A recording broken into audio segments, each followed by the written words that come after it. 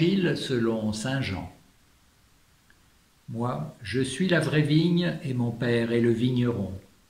Tout sarment qui est en moi, mais qui ne porte pas de fruit, mon Père l'enlève. Tout sarment qui porte du fruit, il le purifie en le taillant pour qu'il en porte davantage. Mais vous, déjà, vous voici purifiés grâce à la parole que je vous ai dite. Demeurez en moi, comme moi en vous. De même que le sarment ne peut pas porter de fruit par lui-même s'il ne demeure pas sur la vigne, de même vous non plus si vous ne demeurez pas en moi. Moi, je suis la vigne et vous les sarments. Celui qui demeure en moi et en qui je demeure, celui-là porte beaucoup de fruits, car en dehors de moi, vous ne pouvez rien faire. Si quelqu'un ne demeure pas en moi, il est comme le sarment jeté dehors, et il se dessèche. Les sarments secs, on les ramasse, on les jette au feu, et ils brûlent.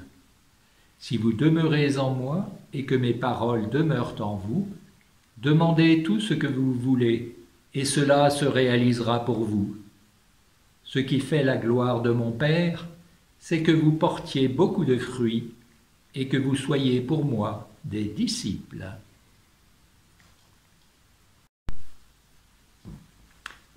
Chers amis, frères et sœurs, dans l'Évangile selon saint Jean se poursuit le grand discours d'adieu du Christ à ses disciples après la scène.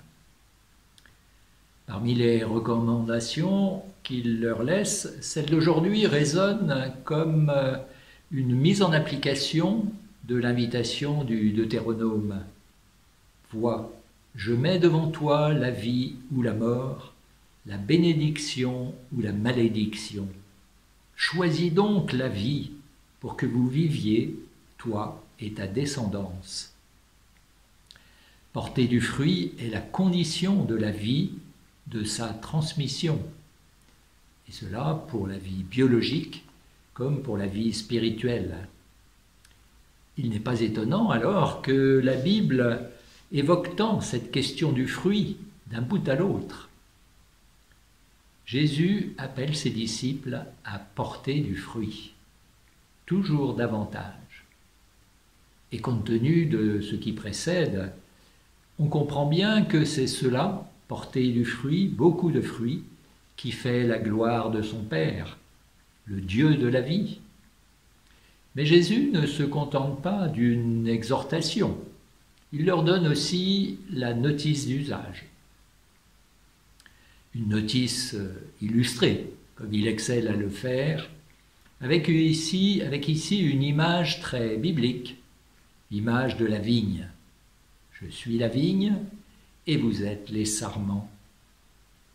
Demeurez en moi et vous porterez du fruit, dit-il, comme le sarment attaché à la vigne et irrigué par sa sève porte du fruit. Demeurer en Christ, c'est la voie pour choisir le chemin de la vie, pour porter du fruit.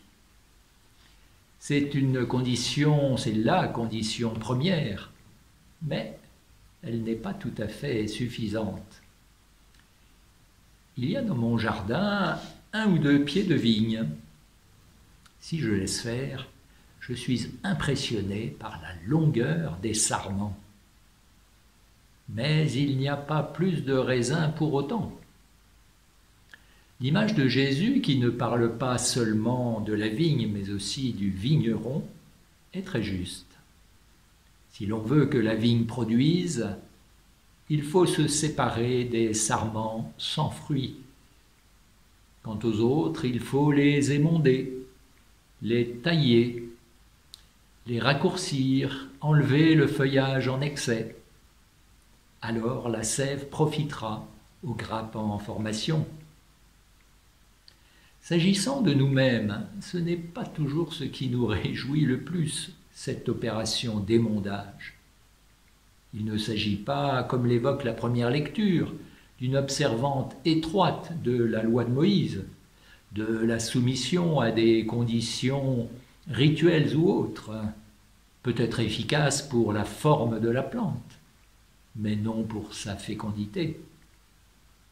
Il s'agit de garder la parole du Christ, de se séparer de ce qui est mauvais penchant, ce qui est incitation à suivre un chemin de mort. Il s'agit de vivre dans l'amour les épreuves qui peuvent être autant d'occasions de revenir à l'essentiel. Puissions-nous, frères et sœurs, comprendre que l'émondage est nécessaire à notre fécondité. Puissions-nous vivre les jours actuels comme propices à cela. Laissons le Père, le vigneron, opérer en nous. C'est pour la gloire de Dieu et le salut du monde. Amen.